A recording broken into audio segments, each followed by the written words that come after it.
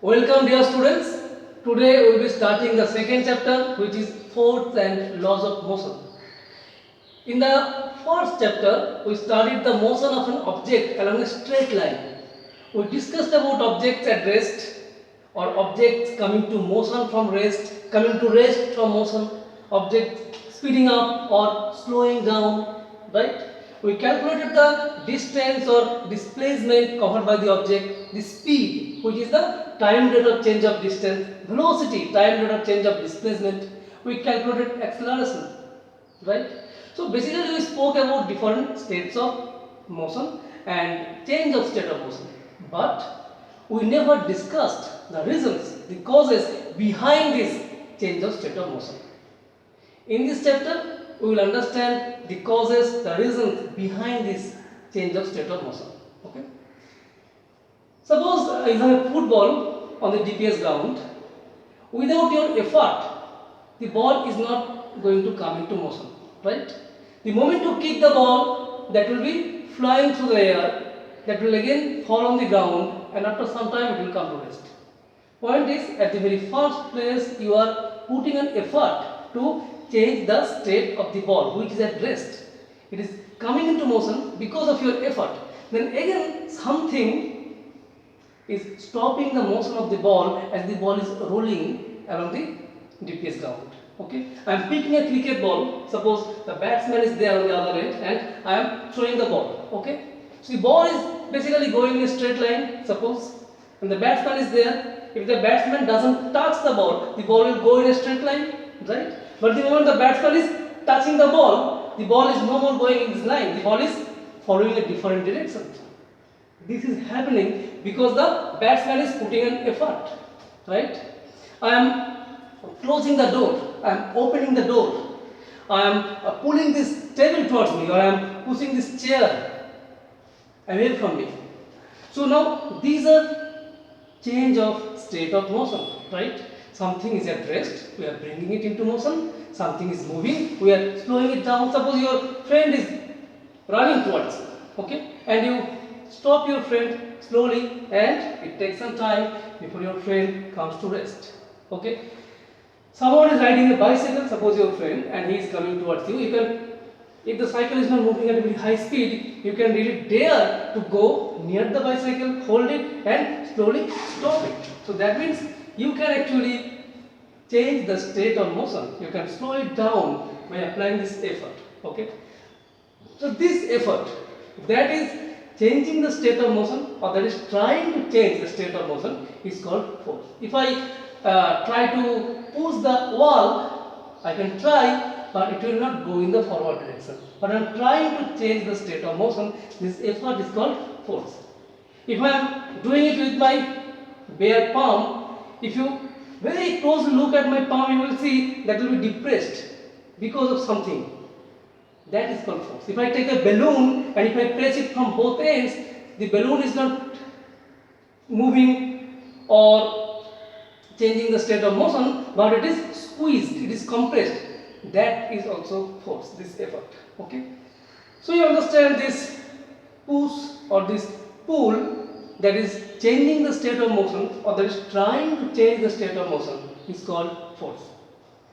And as you understand, force is everywhere around us. The whole universe is working because of force. Okay? I am standing on the ground because of force. The moment you are eating food, you are chewing it, you are breaking it down into small parts because of force. Your teeth is applying force on the food, right? So this effort, that is not only changing the state of motion, but it is actually causing the shape and size to change. That is also force.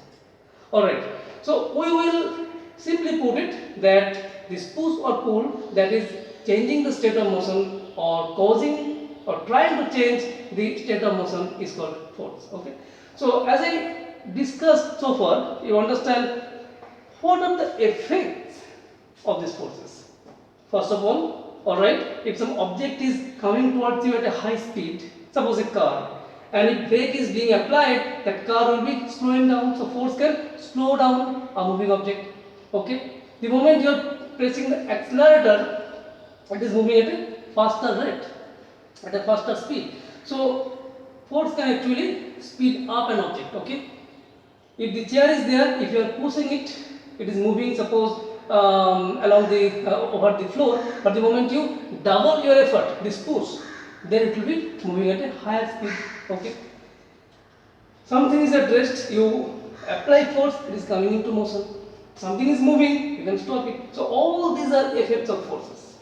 Okay, and as I discussed about this balloon, it might not change the state of motion, but it is compressing it. If I take a spring and if I pull it from both ends, it is stretched.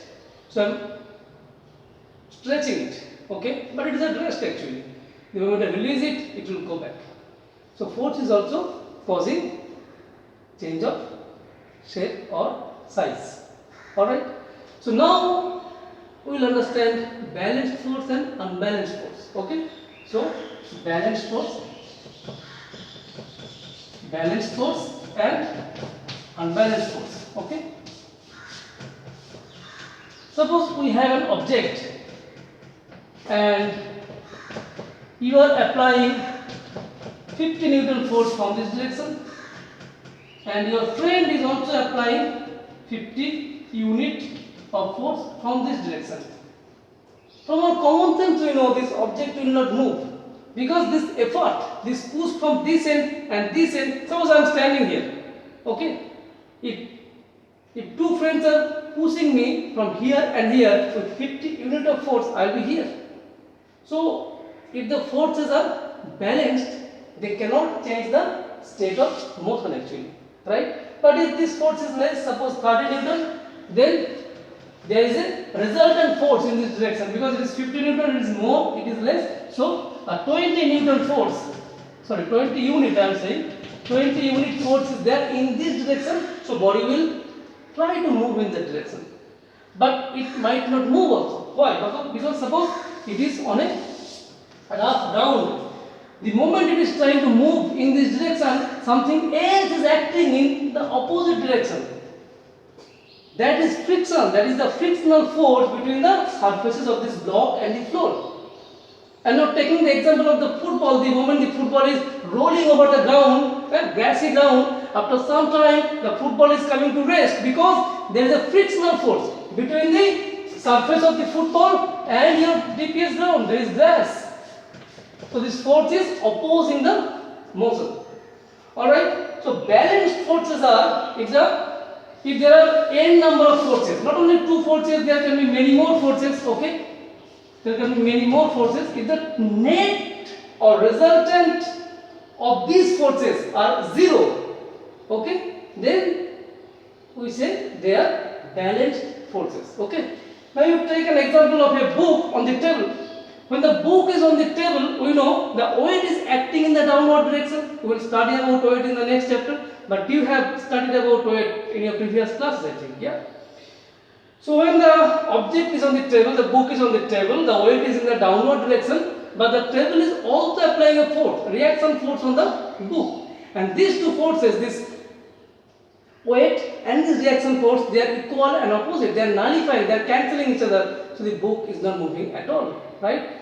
Now suppose you are applying a string here, you are pulling that book, suppose that is your book right now, okay, you are pulling that book, you are applying a force F, still not moving. Why? Because there is a frictional force here, and that is called static friction. The moment you are increasing this force, the static friction also is increasing, and there is a limit actually. When this force will eventually be greater than this frictional force, then the body will move in this direction. Until then, this frictional force and these forces will balance each other. Okay? So balanced forces cannot really change the state of motion.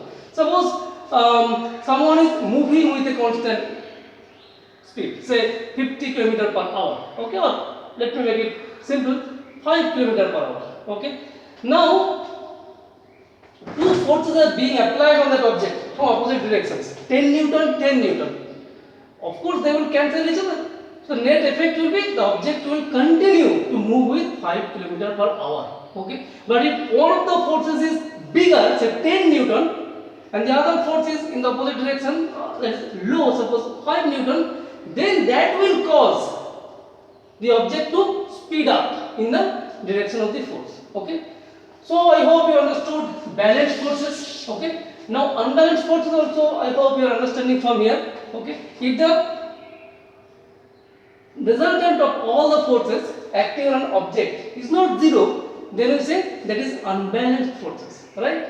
And coming back to the same examples which I discussed right now, if an object is moving with 5 feet per hour, bigger force here, less force here, they are in the opposite direction, but the object will speed up in the direction of this resultant force. There is unbalanced force. So unbalanced force is responsible for the change of state of motion.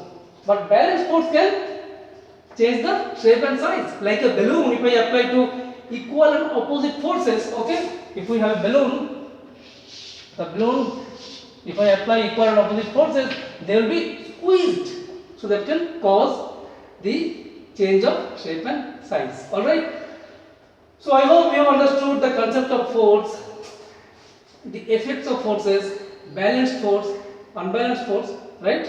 Now with this we will go to understand the laws of motion.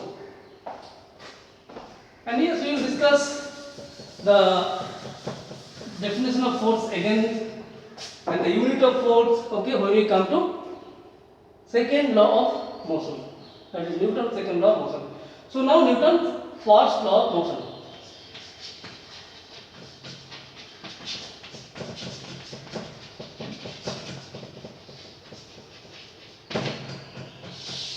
Now, observing the motion of objects, Newton actually formalized, like he studied the motion of the object and he came up with 3 laws, okay, that can summarize or sum up the behavior of the objects under the influence of forces, okay. So first law of motion is saying that if we do not apply a force on an object at rest, that will forever be at rest. Okay, we all understand that, because if the table, chair and everything is here, if you do not apply an effort, if you don't put the force on it, that will forever be at rest here. Alright. And he also said when an object is moving with uniform velocity in a straight line, okay, then if no force is applied, that will continue to move in the same direction with same velocity. But that is not matching with our common daily experiences. Because coming back to our example of football, when the football is going over the DPS ground, after some time it is coming to rest. Why? We understood that because there is a frictional force acting on the ball. But if you can remove that frictional force, that ball will move forever. Instead of this grassy ground, if you take a metallic ball suppose and you roll it over ice land, imagine a big ground, smooth ground made of ice. If I take a metal ball, if I roll it, it will cover a longer distance. If I take the same ball and if I roll it over the DPS ground, it will cover less distance. Because the friction is less when there is metal surface and ice surface. Okay. If you imagine throwing the ball in space but there is no frictional force, it will keep on moving in the same straight line with same velocity. So Newton's first law of motion is telling that until and unless we apply an external unbalanced force, remember, because balanced forces cannot change the state of motion. So unless and until we apply an unbalanced force on an object, the object at rest will forever be at rest and the object in motion will continue to move with same velocity in the same direction. Okay. So Newton's first law of motion is called the law of inertia. Why? So we have to understand inertia right now. So we understand one thing from here, that as if there is a natural tendency of the object. If the object is at rest, it likes to be at rest forever. Okay, it cannot change its state of rest on its own. We have to apply unbalanced force on the object to cause the change of rest. If an object is moving, if no forces is being applied on that, it is not going to change its state of motion on its own. And this tendency of this object is called inertia. So inertia is defined as, so what is inertia? You can very easily say, it is the inability of an object to change its state of motion on its own is called inertia. Okay. Now mass is a, we will discuss different types of inertia there. Okay, first let me discuss this different inertia: inertia of motion, inertia of rest, inertia of direction. So inertia of motion, inertia of rest, and inertia of direction. What are they? When an object is in motion, it cannot change its state of motion on its own, and that is called inertia of motion. Object at rest cannot change its state of rest on its own, that's called inertia of rest. Now, an object cannot change its direction on its own, that is called inertia of direction. Let us discuss few examples. Suppose this is our bus. Okay, this is a bus and I am standing here, okay, without holding anything. So right now the bus is at rest actually, right? And suppose the bus is starting immediately. Okay, what will happen? I will actually fall in the backward direction. Why? Because my feet is attached with the bus, and when the bus is actually coming into motion, my feet will almost immediately come into motion because it is very much attached. Now my body is not a rigid body, right? It is a flexible body. So this change of motion is not so immediately transferred to my body. Okay, it takes some time. This upper part likes to be in rest here. Okay, so it is like to be at rest. The lower part is in motion, so the body will bend in the backward direction. This is called inertia of rest actually. Okay, but instead of a human being, we have a robot like completely metal made robot, and the feet is screwed with the floor of the bus. Then of course it is not going to bend like that because it is rigid body, it is perfectly tightened, and the whole body will move with the at the same time. Now suppose this bus is moving with a constant speed, say 60 km/h. Okay, I am standing here, no problem, smooth road and no jerks, nothing at all. I am enjoying the scenario outside, and suddenly the bus is braking because there is a cow in front of the bus. What will happen? My feet, which is attached to the bus, that will come to rest along with the bus. But my upper part, which is still in motion, like it will tend to continue the motion, so I will fall in the forward direction, and this is called inertia of motion. See, we have to apply an unbalanced force to change the state of motion. Now inertia of direction, this again coming back to our example of throwing a cricket ball and the batsman hitting it with this bat, meaning applying a force on the ball, and so the ball is actually changing the direction. You can read many examples. For example, suppose you have a small mango tree, okay, and you are lot of mangoes are there, suppose summertime, and you are shaking that mango tree, and you will see mangoes, few mangoes might fall. Why? You can explain that using the concept of this inertia. The moment you are shaking the mango tree, that is coming to motion, but the mangoes, they are not immediately getting that motion, they like to be at rest. But the mango branches, they are in motion. Mangoes like to be at rest, mango branches, they are in motion, so there will be a tension there, and mangoes might come off, it will fall actually. Okay, so there are many examples which you can read in your textbook, or I will share with you some PDFs where you can read. Okay, now mass is a measurement of inertia. Why? You can easily feel that. Suppose we have few different football. One is your usual football, okay, that we have in our school. Another one is suppose made of metal, which is empty. Okay, another ball is solid. So all the balls are equal volume. Okay, we have ball 1, we have ball 2, we have ball 3, and suppose all these balls are of equal volume. Okay, so their volume is same, but they are made of different material. Made of plastic, suppose made of metal, made of solid, like completely made of metal. And you easily understand, like if I ask you to kick the ball to bring it to motion, you can easily tell that I can easily bring our usual rubber ball into motion very easily. Plastic ball, easy to bring it to motion, but this metal ball, may be empty or solid, it is very difficult to bring it to motion because their mass is increased, and without understanding physics, with the intuition, we know that it is very difficult. So this is mass, this is mass, this is mass. Suppose our m3 is greater than m2 is greater than m3, so mass is more here, less here. So the moment the mass is increased, it is more difficult to change the state of motion. Okay. Another example, suppose a train is coming, okay, with a 2 km per hour, 2 km only, 2 km per hour speed, and your friend is walking towards you with 2 km per hour speed.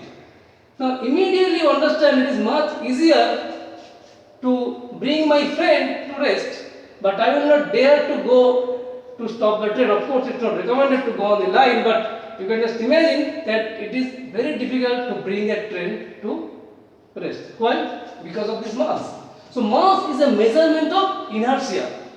How much effort, how much force you need to change the state of motion, that depends on the mass. So we say this mass is a measurement of this inertia.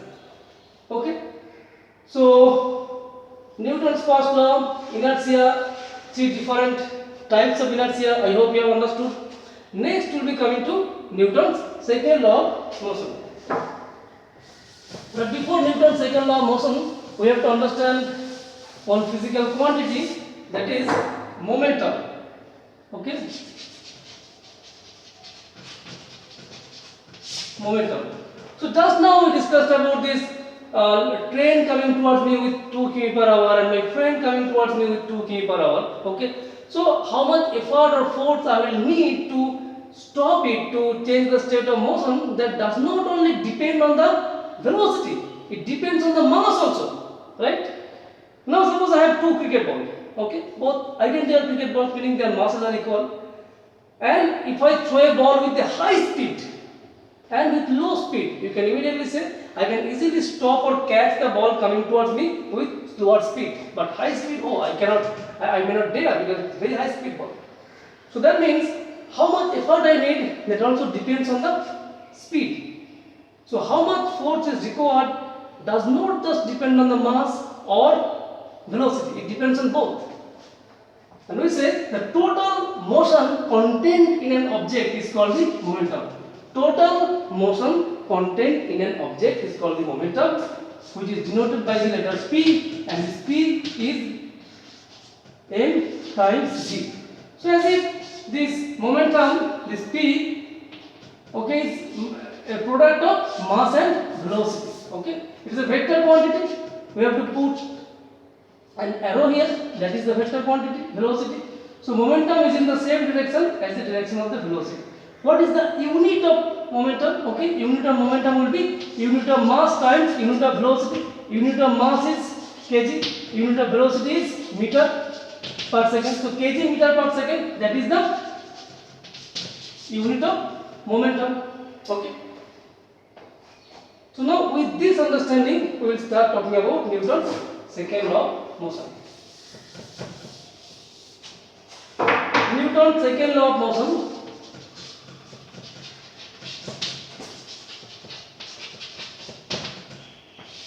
that is telling that the time rate of change of linear momentum of an object is directly proportional to the applied unbalanced force. Okay. What do I mean? Suppose an object is moving with velocity u, okay, and then we apply some effort, some force, and it is coming to a different velocity v. So there is a change of momentum, as you can see. At the beginning, mu is the momentum, that is the initial momentum, and then we have this final momentum. Okay. So what is the total change in momentum? That is P final minus P initial. That is mv minus mu, and we can write it as mv minus u. So that is the change in momentum. When there is a change in momentum, suppose this change is occurring in time t. So we can say the total change of momentum is this, which is happening in time t. So time rate of change of momentum, okay, that is, you can write it as delta p. This delta p, this means change, small change, delta p. Okay. So delta p is a change in momentum that is happening in delta t time. Okay, if you are uncomfortable with this delta sign, do not worry about that. We will say total change of momentum is mv minus u upon t, and that is the time rate of change of linear momentum. We are talking about linear momentum because we are considering object moving in a straight line, not in a circular path. So we tell it is linear momentum. Okay, and that is proportional to the force. Our force is proportional to the time rate of change of linear momentum. If we get rid of this proportionality sign, then we will be writing this force equals to some constant k, then m v minus u upon t. In SI unit, this constant k is 1. Okay, so F is equals to m v minus u by t. Now you know this v minus u by t. What is that? That is our acceleration. That is the time rate of change of velocity. So this is equals to ma. So that is the compact mathematical form of Newton's second law. So Newton's second law once again is telling that the moment you are changing the momentum of an object, when the train is coming towards me, if the driver applies brakes, train will eventually come to rest. So there is change of momentum. Or if the driver is accelerating the train will go from 2 km per hour to 20 or maybe 100 km per hour. That is also a change of velocity, right? So we have change of momentum, but that is happening because of the application of the unbalanced force. And this law is quantifying that how much force is required. All right, it will depend on how much momentum is changed. Not only how much momentum is changed, in what time it is changed. So it depends on the rate of change of momentum. So force is proportional to acceleration. If you want to create more acceleration, you have to put more force. Suppose you are here, okay, with your bicycle. If you immediately want to go 20 km per hour, that means from 0 to 20 km per hour. And suppose you want to create the velocity in 2 seconds, so you have to put a huge force. But suppose you want to go from 0 to 20 km per hour in 1 hour, so acceleration is very less. Velocity change over a long time, so you have to put less effort, less force. Okay, so that is our force. What is the unit of force now? Okay, unit of force in SI unit is called Newton. So force will be, mass is kg, acceleration is meter per second square. I am not sure if you can see this, so I will write it here. Unit of force is kg meter per second square, and we call it Newton to honor Sir Isaac Newton. It is called Newton, but we write it as simple N. Okay, kg meter per second square. So what is meant by 1 Newton force? All right, if you take a look, let me rub this part.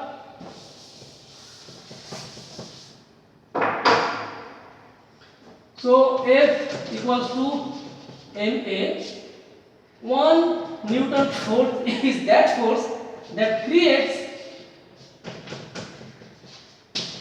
whenever we define unit, okay, we take as unity here. Okay, so if we take an object having 1 kg mass and we are applying a force on it so that 1 meter per second square acceleration is created on that object, then we will say that 1 Newton force is applied. So 1 Newton force is that amount of force which, when applied on an object of mass 1 kg, it will create an acceleration of 1 meter per second square.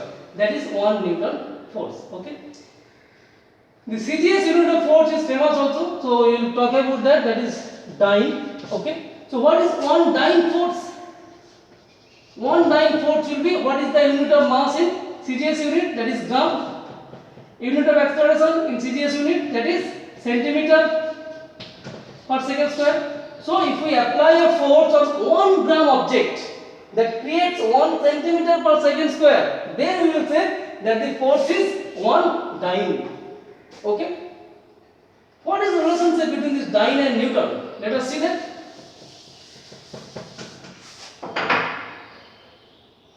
So 1 Newton equals to 1 kg times 1 meter per second square.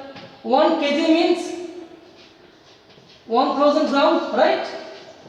1 meter means 100 centimeter per second square. That is 10 to the power 5, 1, 2, 3, 4, 5, right? So that is 10 to the power 5 gram centimeter per second square. Now that means what? That means 10 to the power 5 into 1 gram centimeter per second square. Now 1 gram centimeter per second square, what is that? That is 1 dyne. So you will say that is 10 to the power 5 into 1 dyne. So that is 10 to the power 5 dyne simply. So you say that 1 Newton force is equal to 10 to the power 5 dyne force. So you see the dyne is a very small unit. We need 10 to the power 5 dynes to make 1 Newton force. Okay, so you understood Newton's second law of motion, then the mathematical expression of that, unit of force in SI unit, CGS unit, and the relationship between Newton and dyne. Let us see some example or application of Newton's second law of motion. We will explain several phenomena using Newton's second law of motion. Okay. Suppose this is our cricket ball. When the ball is coming and we are catching that, we don't just catch it this way. We do it, we actually pull our hands like that. Why? When the ball is actually coming towards us, it is coming from a high, long distance, okay, like high height. So velocity is very high here. The moment I am catching it, its velocity is 0. So as you see, there is a change of momentum. At the beginning, momentum is what? That is when the ball is coming and I am trying to hold it here. This is mu. That is the momentum. Final momentum mv is 0, right? So what is the, and if I want to stop it immediately, this time is very small. So total change of momentum will be mv minus mu upon t, and that will be the force being applied on this ball to change this momentum. We are applying this force that is causing the ball to change its momentum, and mv is 0, so that is minus mu upon t, that is the total change of momentum. If this t is very small, if I am stopping it immediately, if this is small, this force will be huge. That means with our palm, with our hand, we have to apply a huge force on the ball to bring it to rest. But the moment we are putting our hands like that, that means we are increasing this time. This is the initial momentum, this is the final momentum, 0, but it's taking a longer time. The moment this time is becoming bigger, you see this force is smaller because it is inversely proportional. So we need to apply less force. So then as a consequence, our palm will feel less force. We are not going to get injured. Okay. Now in long jump, you have seen that you are provided with a heap of sands or with a cushion. Why? Because the moment you are actually jumping on that like heap of sands or on the cushion, then you are changing your momentum, initial momentum to final momentum, which is 0, but you are taking a longer time. So that means the force by the cushion or the heap of sands on your body is less. Why? Because again this t is actually increased. But if you directly jump on a solid floor, you are coming with a high velocity, you are jumping and velocity is going 0 immediately. So the time rate of change of momentum is very high. You are coming in velocity aiming 0 immediately. So that means this t is very small. So this force will be very high. So you will feel very high force on your body, and that might put on our body injury. Okay. Another example is while driving a car, we are asked to put the seat belt. Why? Because if for some reason, for some accident or because of some emergency, if we have to apply the brake immediately, then we are moving with a high speed, immediately we will come to rest or we will slow down. So this change of momentum that I am here, it will happen over a longer time. So total force will be less. But if we don't put the seat belt, we will immediately go forward, hit it. Our momentum change will be in a short time.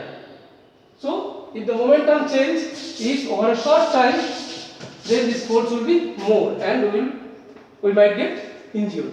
Alright. So After this, let's try to understand the third law of motion. If you punch on the wall, you will feel pain. Okay? If two friends are fighting, suppose they are hitting each other like this, you will see both of you are feeling the pain. Okay? So if this is called action, the force felt by it is action, and the force felt by it is reaction. This action reaction that is happening at the same time simultaneously onto different objects. They are equal in magnitude but opposite in direction. Okay. So this Newton's third law is telling actually that whenever an object is applying a force on the second object, the second object will immediately at the same time, actually not immediately, at the same time will apply a force on the first object which is equal in magnitude but of course opposite in direction. Okay. If you call one of these forces action, the other force will be reaction. This is our first body, that is our second body. If this body is applying a force on that, if you say this is force on, suppose this is one body, two body. If this is force on second body because of first body, and this is the force on the first body because of the second body, okay, they will be equal in magnitude but they will be opposite in direction. This is denoting a notation of vector quantity. Okay. So Newton's third law is saying that every action has got an equal and opposite reaction. And this action reaction, they are not happening immediately, they are happening at the same time. They are existing at the same time, but they are acting on the two different bodies. Okay. So few examples, as we are walking on the ground, we are applying a force on the ground, that is action. The ground is applying a force on our feet, that is reaction. Okay. So if that is our feet, with our feet we are applying a force here, that we call action. Then the ground is applying a force in the opposite direction, that is reaction. Now in higher class you will study this force can be decomposed in two components. Okay, one in this direction, that is helping us to move in the forward direction, and this is another force that is balancing our weight. Okay, balance force, our weight is actually acting in the downward direction. Okay, another force, reaction force, is balancing. But ultimately what I am trying to tell, this is action by our feet and that is the reaction. Okay, the moment we are swimming in a swimming pool or a pond or a river, we are actually pushing the water in the backward direction. Okay, the moment we are pushing the water in the backward direction, we are applying a force. We can call that action. At the same time, the water is applying a force on our body, on our hand, on our palm in the forward direction, and that because of that force we are moving in the forward direction. Okay.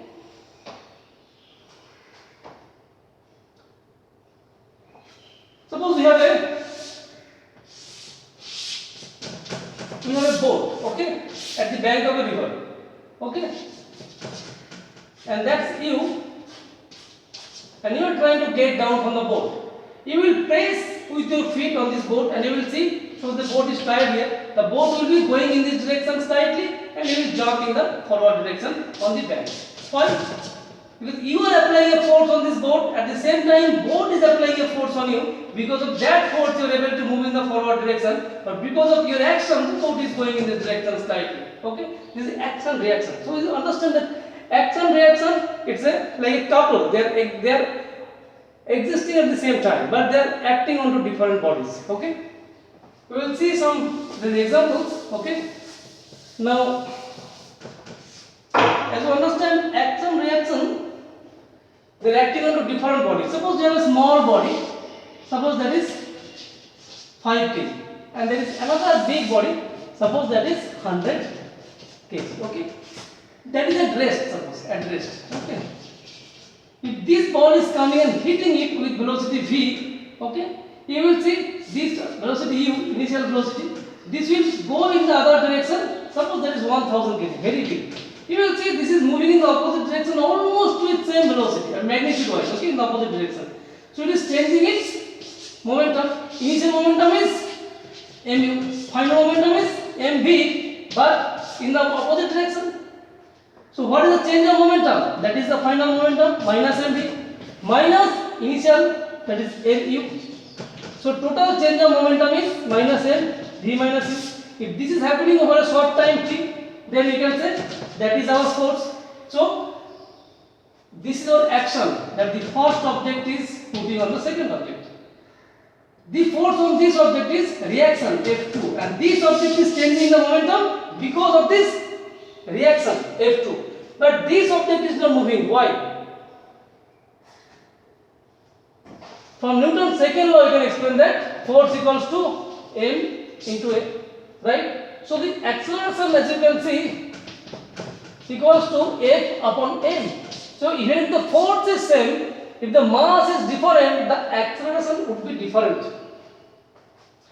Suppose a thin boy, very thin boy, maybe of 25 kg weight, and a big sumo player. Okay, a sumo player is standing here, who is like 500 kg of mass. Okay, standing here, and the thin boy is coming and punching him. You will see the thin boy will bounce back, or the sumo will be standing here. Although, if you think in terms of action reaction, the force applied by the thin boy, this lean boy of 25 kg mass, on the sumo is our action. Okay. The sumo also is putting an equal and opposite force on him, that is a reaction. But force is same, but the acceleration of this thinner boy, this lean boy, is more because his mass is less. Okay? If you say the acceleration of the boy and acceleration mass of the boy, okay? So that is the acceleration of the boy. What is the acceleration of the sumo? So it is acceleration of the sumo equals to force upon mass of the sumo.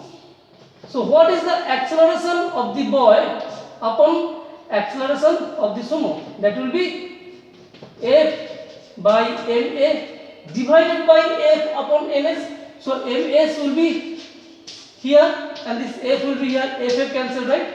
So mass of sumo over mass of the boy. Now mass of sumo is much greater than the mass of the boy. So that is much greater than 1, right? So this acceleration of the boy will be much greater than the acceleration of the sumo. So in reality, we see the boy is bouncing back, but the sumo is standing here like this, two big masses. When you hit on the wall doesn't move, but you will move back, because the effect of force on different objects because of different masses is producing different amounts of acceleration. Okay. So let me mention one point here, which I should have mentioned while I discussed Newton's second law of motion. From Newton's second law of motion, we can actually understand, we can conclude whatever has been said in the first law of motion. So, from Newton's second law of motion, we can conclude Newton's first law of motion. How? See, force equals to m into a, right? If acceleration is 0, what does it mean? Suppose a equals to 0, that means force equals to 0.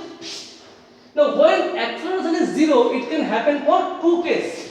Either the body is at rest, then there is no velocity, of course, there is no acceleration. So no force is there. So no acceleration, no force. Or no force, no acceleration. Okay? If the object is moving with constant velocity, there is no change of velocity, then also acceleration is 0, uniform velocity. Okay? So then force is 0. So the unbalanced force, the net force is 0, that means the acceleration is 0. That means the object is moving with uniform velocity, or the object is at rest, and that is exactly what we discussed in the first one. See, if the force is 0, acceleration is 0. Acceleration is 0, that means either the object is at rest or the object is moving with uniform velocity. So, if you do not have any unbalanced force applied on an object, this is going to be at rest forever, or that is